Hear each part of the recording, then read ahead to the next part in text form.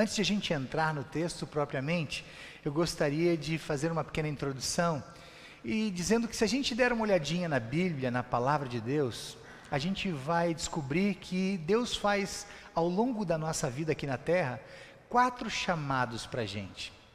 O primeiro chamado é o chamado para a vida. Sabe que Deus mesmo é que faz a gente acontecer, Ele que cria a gente no ventre da nossa mãe, Ele que tece, como diz o Salmo, a gente no ventre da nossa mãe, até que chegue o nosso tempo de sair, e aí Ele chama a gente para fora, Ele chama a gente para a vida. O primeiro chamado é o chamado para a vida. Logo nós teremos aqui na congregação, aqui em Brasília, Congregação da Esperança, alguns desses chamados, da Fernandinha, a filhinha da Carla e do Fernando, da Maria Luísa, a filhinha da Thaísa e do Assis, e tem outros aí que eu ainda não posso divulgar.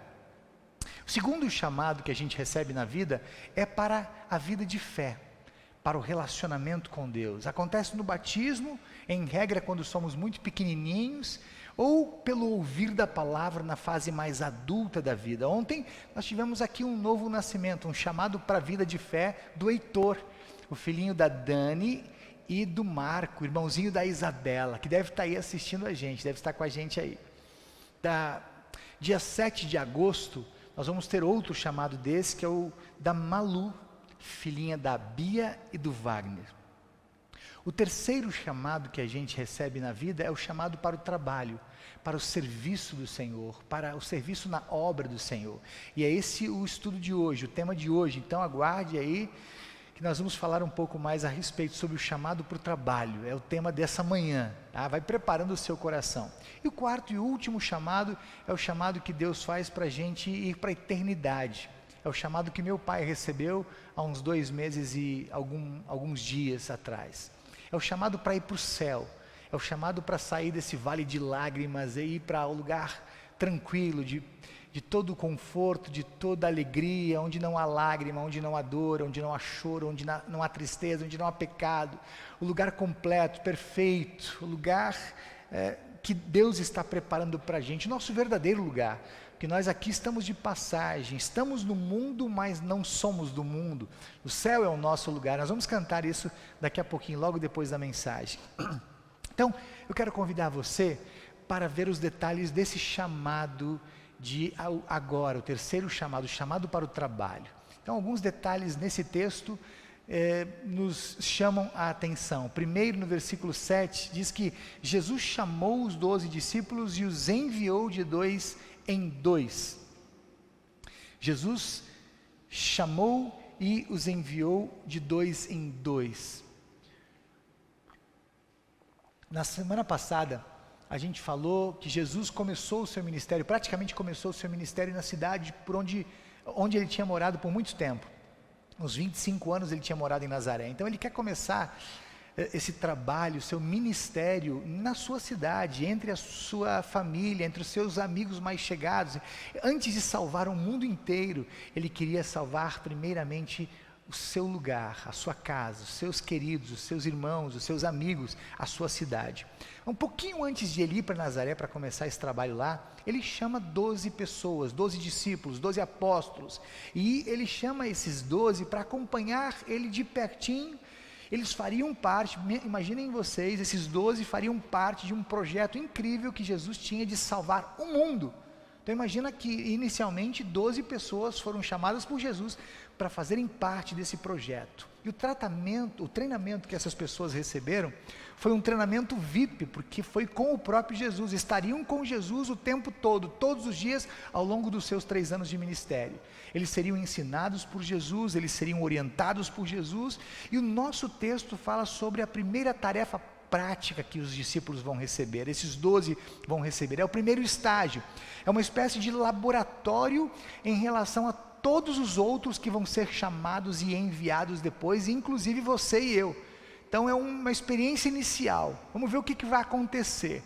Então Jesus enche eles de autoridade, enche de poder e envia eles, ou seja, esse é o chamado que eles estão recebendo, é o chamado para ir e ajudar e abençoar um monte de pessoas. Eu já vou falar mais a respeito disso. Interessante é que Jesus no texto chama os discípulos para perto dele. Aqui a palavra chamar não se refere ao chamado. Jesus já os tinha chamado para a fé, já os tinha chamado para o trabalho, mas agora Jesus vai dar uma tarefa prática. Essa é a primeira missão, como a gente disse antes. No nosso texto estão indo 12, mas a gente sabe que depois vão 72. Jesus faz um segundo envio, e só o Evangelho de Lucas no capítulo 10 faz o registro desse segundo envio. Vão 72 discípulos, ou 72 pessoas, e mais tarde um pouquinho, lá em Mateus 28, 19, Jesus envia todos os seus filhos, todos os seus discípulos são enviados, recebem uma ordem. Isso vale para mim e para você. Você está nesse grupo dos que foram chamados para trabalhar na obra do Senhor, e a gente já vai entender os detalhes daqui a pouquinho. O que esses caras vão fazer? Para onde eles estão indo e o que objetivamente eles vão fazer? O texto diz que eles vão para todas as pessoas, eles vão encontrar pessoas no caminho e vão usar a autoridade que Deus deu, que Jesus deu para eles, para abençoar essas pessoas. Autoridade sobre o mundo espiritual. Olha que incrível! Eles vão curar pessoas das suas enfermidades, eles vão expulsar demônios, mas eles vão especialmente, conforme diz o versículo 12, chamar pessoas para o arrependimento e para uma nova vida com Jesus. Esse é o grande objetivo do chamado dos 12 discípulos, e depois vai ser dos 72, e depois vai ser de todos os discípulos de Jesus, de todos os seguidores de Jesus, chamar pessoas ao arrependimento e uma nova vida. Então, os discípulos estão saindo, vão abençoar as pessoas com o poder que Jesus deu para eles de transformar vidas, de salvar vidas. Você já pensou a respeito disso? Você já pensou que você recebeu esse poder, essa autoridade de Jesus, e que a sua missão, o seu chamado é para salvar vidas? Se você não entendeu muito bem o que significa isso, você não perde por esperar. Vamos na sequência do texto. O versículo 8 tem uma recomendação importante de Jesus: não levem nada, vão e não levem nada. Os 12 discípulos estão prontos, estão cheios de autoridade, querem usar essa autoridade.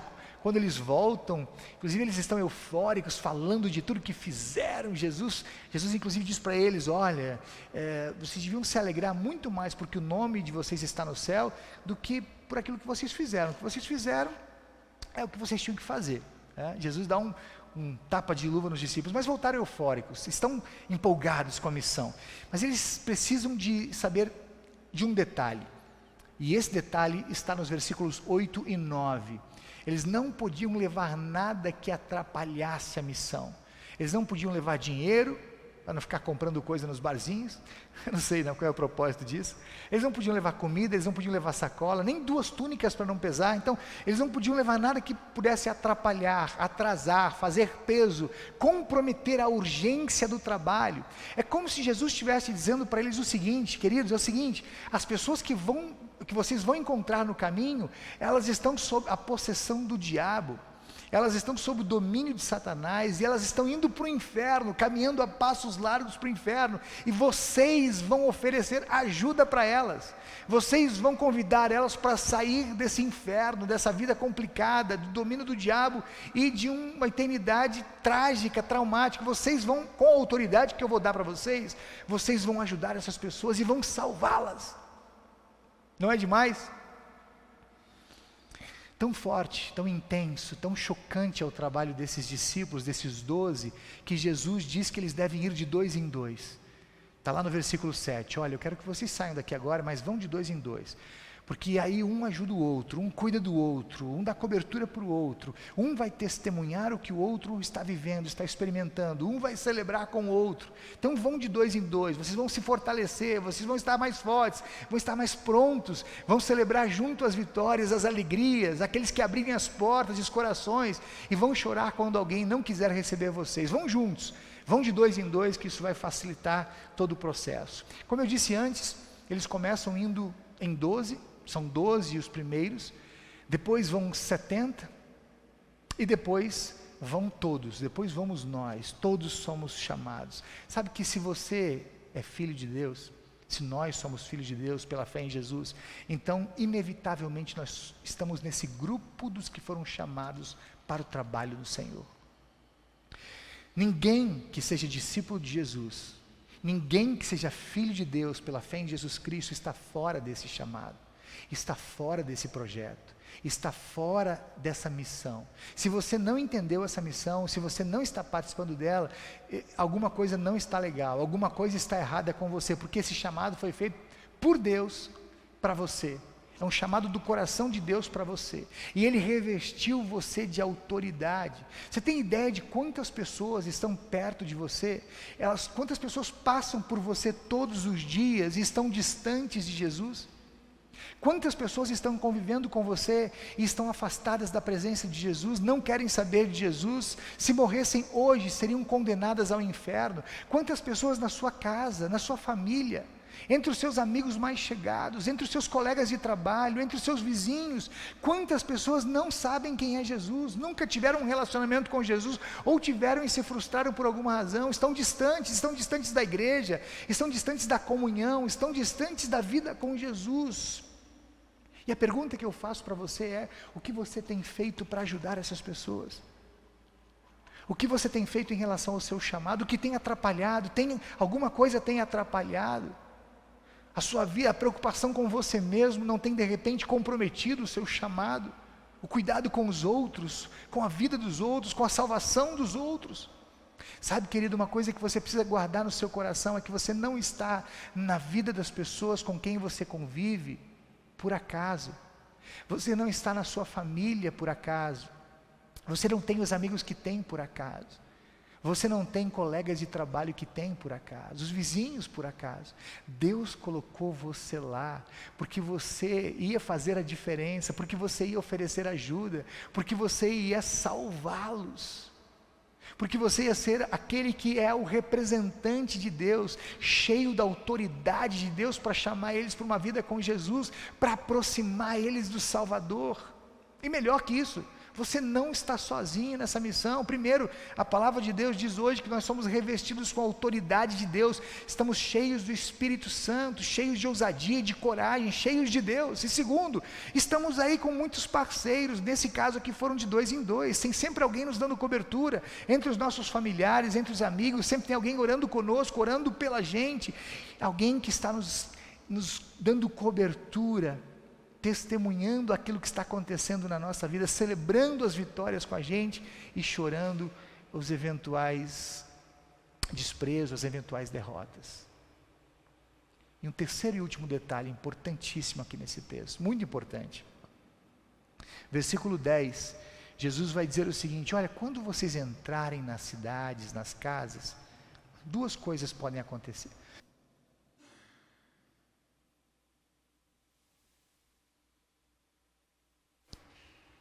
Jesus sempre muito realista, muito sincero. Jesus vai dizer algo muito importante aqui, antes de despedir os discípulos, os 12, antes de mandar eles. Jesus vai dizer que 2 coisas podem acontecer no caminho desse projeto. A primeira coisa é que algumas pessoas podem receber bem a gente, podem receber bem a mensagem que a gente tem para elas, a mensagem que a gente está levando para elas da parte de Deus. Muitas pessoas podem receber a gente na casa delas, podem agradecer pela ajuda, podem se deixar mudar. Mas um segundo acontecimento também pode existir. Algumas pessoas podem não querer receber essa mensagem, não querer receber a gente, nem a mensagem que a gente está trazendo da parte de Deus para elas, de Jesus para elas, do coração de Jesus para elas. Nós estamos ali, cheios da autoridade de Jesus para cuidar delas. Muitas podem se alegrar e nos receber e receber a mensagem, mas muitas podem não receber. E Jesus não está dizendo apenas isso, profetizando o que pode acontecer com a gente. Jesus estava experimentando isso já no seu ministério. Quando ele vai para a sua casa, para Nazaré, para a sua família, ele foi rejeitado. Nenhum profeta é rejeitado senão na sua própria cidade, está lá no versículo 4 do capítulo 6, Jesus foi rejeitado na sua casa, entre os seus amigos, na sua cidade, quiseram jogar ele do monte da precipitação para baixo, lembram disso? Mas claro, Jesus em outros lugares foi muito recebido por tantas outras pessoas, foi acolhido, foi recebido nas casas, e foi aceito, mudou a vida de muitas e muitas pessoas. Sobre a dificuldade que a gente vai enfrentar no caminho, Jesus é muito sincero.